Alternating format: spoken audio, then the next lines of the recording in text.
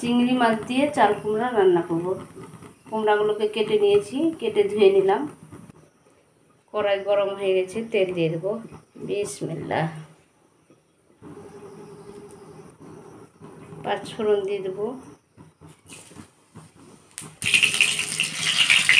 মেথিগুলোকে উঠিয়ে ফেলে দেবো।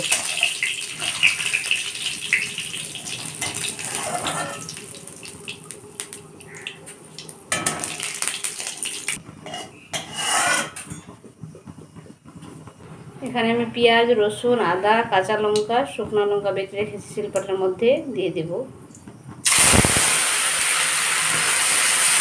স্বাদ মতো লবণ দিয়ে দেবো, হলুদ,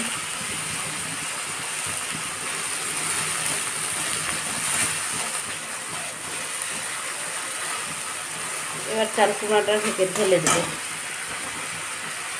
ধুয়ে রেখেছি।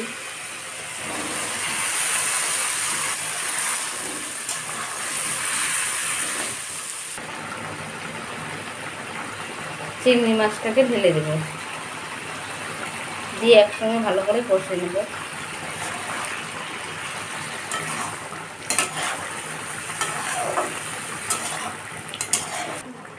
জল দিব না, এভাবে ঢেকে রান্না করে নেব মিডিয়াম আঁচে।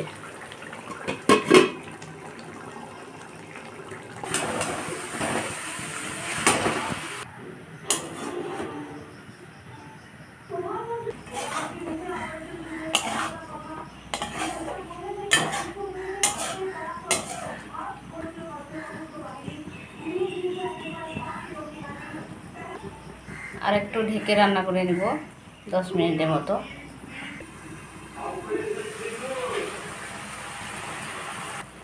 হয়ে গেছে আমার চাল কুমড়া রান্না।